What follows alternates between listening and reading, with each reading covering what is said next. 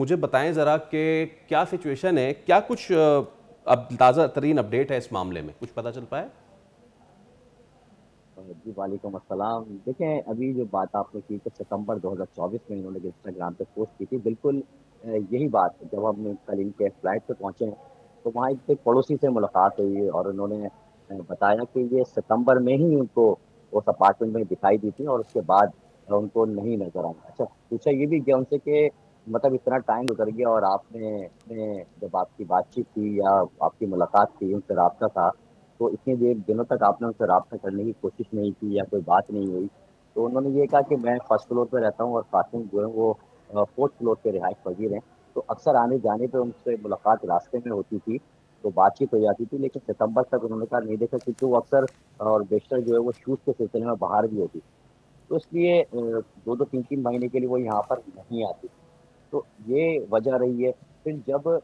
یہ جو dead body ملی ہے یہ 2023 میں اس فلیٹ میں یہاں پر انہوں نے رہائش اختیار کی تھی اور 2024 تک تو کرایہ دیا، لیکن 2024 کے بعد جب انہوں نے کرایہ نہیں دیا اور پھر یہ دو دو تین تین مہینے تک اس فلیٹ میں موجود نہیں ہوتی تھی تو مالک مکان سے ملاقات نہیں ہو پاتی تھی، جس کے بعد مالک مکان نے عدالت میں کیس دائر کر دیا تھا اور آج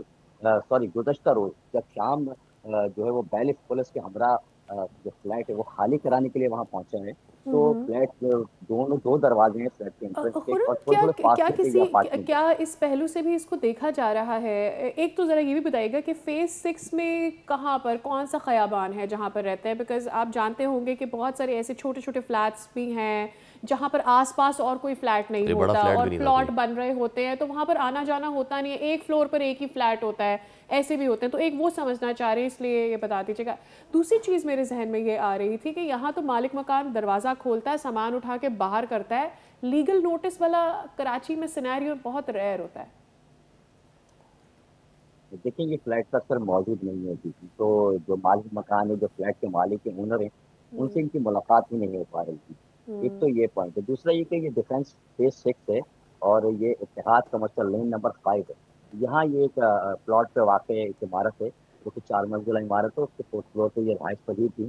تو اس طرح کا یہ ایک سارا سینیریو ہے۔ اور لاش کے بارے میں آپ کو بتاؤں تو انتہائی مغز شدہ لاش ہے، جی باڈی کو دیکھ کے شناخت نہیں کیا جا سکتا کہ یہ حمیرہ اصغر کی ڈیڈ باڈی ہے۔ ان کے جو موبائل فون ملا ہے اس کے سم سے جو پتہ چلا ہے، جو پولیس کان سے ہماری بات ہوئی تو یہ جو سم تھی موبائل فون کی وہ حمیرہ کے نام پہ ہی رجسٹرڈ تھی، جس سے پولیس کو تو یہ کنفرم ہو کہ یہ حمیرہ ہی کی ڈیڈ اچھا، باڈی ہے اب جو اس میں خرم گھر میں۔ گلزار